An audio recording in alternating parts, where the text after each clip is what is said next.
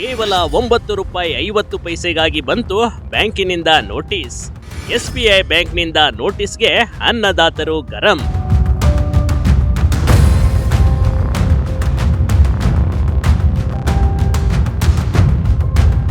ಸಾವಿರ ಲಕ್ಷ ಕೋಟಿ ಪಡೆದವರಿಗೆ ಬಿಟ್ಟು ಕೇವಲ 9 ರೂಪಾಯಿ 50 ಪೈಸೆ ಉಳಿಸಿಕೊಂಡವರಿಗೆ ನೋಟಿಸ್ ನೀಡಿರುವುದು ಇದೀಗ ಅನ್ನದಾತರಿಗೆ ಕೆರಳಿಸಿದೆ ಕಣ್ರಿ. ಸರಿಯಾಗಿ 10 ರೂಪಾಯಿ ಕೂಡ ಇಲ್ಲ. ಚಿಕ್ಕ ಪುಟ್ಟ ಅಮೌಂಟ್ಗೂ ಬ್ಯಾಂಕ್ಗಳು ಅನ್ನದಾತರಿಗೆ ನೋಟಿಸ್ ಕೊಟ್ಟಿರೋದು ಹಾಸ್ಯಾಸ್ಪದವಾಗಿದೆ.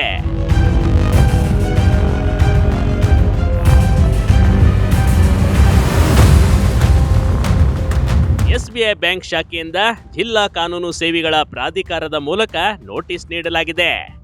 ಬಿಳಿಗೆರೆ ಗ್ರಾಮದ ಎಸ್ಬಿಐ ಬ್ಯಾಂಕ್ನಲ್ಲಿ ಬಾಕಿ ಉಳಿಸಿಕೊಂಡಿದ್ದಾರೆಂದು ನೋಟಿಸ್ ನೀಡಲಾಗಿದೆ.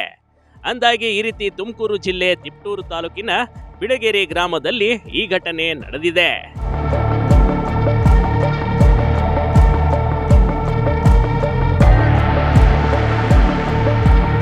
ಬಿಳಿಗೆರೆ ಗ್ರಾಮದ ಬಿಸಿ ಪ್ರಭುಸ್ವಾಮಿ ಕೋ ಚಿಕ್ಕಬೋರಯ್ಯ ಎಂಬ ರೈತ ಸುಮಾರು 15 ವರ್ಷಗಳ ಹಿಂದೆ ಎಸ್ಬಿಐ ಬ್ಯಾಂಕ್ನಿಂದ ಕಿಸಾನ್ ಕ್ರೆಡಿಟ್ ಕಾರ್ಡ್ ಯೋಜನೆಯಡಿ 3 ಲಕ್ಷ ಸಾಲ ಪಡೆದಿದ್ರು.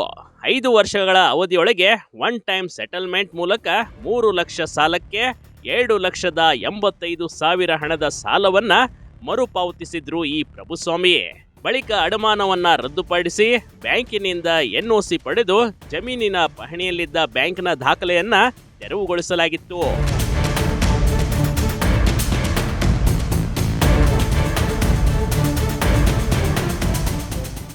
ನ್ಯಾಯಾಲಯಕ್ಕೆ ಹಾಜರಾಗುವಂತೆ ಅನ್ನದಾತನಿಗೆ ನೋಟಿಸ್. ಕೇವಲ 9 ರೂಪಾಯಿ ಬ್ಯಾಂಕ್ ಎಡವಟ್ಟಿನಿಂದ ರೈತನಿಗೆ ತೊಂದರೆ.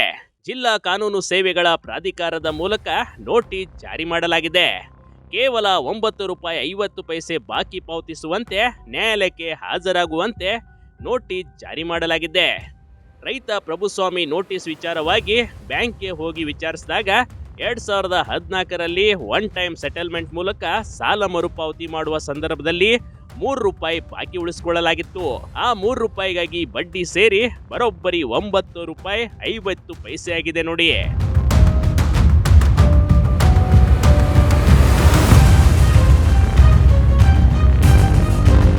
ಇದೇ ಕಾರಣಕ್ಕೆ ಜಿಲ್ಲಾ ಕಾನೂನು ಸೇವೆಗಳ ಪ್ರಾಧಿಕಾರದ ಮೂಲಕ ನೋಟಿಸ್ ಜಾರಿ ಮಾಡಲಾಗಿದೆ ಎಂದು ಬಿಳಿಗೆರೆ ಎಸ್ಬಿಐ ಶಾಖೆಯ ವ್ಯವಸ್ಥಾಪಕ ರಾಜೇಶ್ ಪಲ್ಲಾ ಹೇಳಿಕೊಂಡಿದ್ದಾರೆ. ಇನ್ನು ಸಾಲ ಮರುಪಾವತಿ ಎನ್ಒಸಿ ಪಡೆದಿರುವ ಬಗ್ಗೆ ಬ್ಯಾಂಕ್ನ ಮೇಲಾಧಿಕಾರಿಗಳ ಗಮನಕ್ಕೆ ತಂದು ಬಿಳಿಗೆರೆ ಎಸ್ಬಿಐ ಶಾಖೆಯ ವ್ಯವಸ್ಥಾಪಕ ವಿರುದ್ಧ ದೂರು ದಾಖಲಾಗಿದೆ.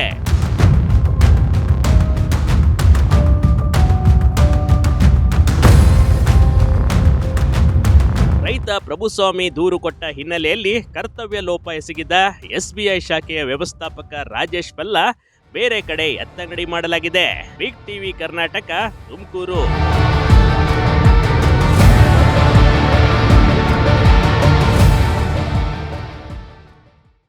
ಬಿಗ್ ಟಿವಿ ಕರ್ನಾಟಕ ಯೂಟ್ಯೂಬ್ ಚಾನೆಲ್ಗೆ ಈಗಲೇ ಸಬ್ಸ್ಕ್ರೈಬ್ ಮಾಡಿ. ಧನ್ಯವಾದಗಳು.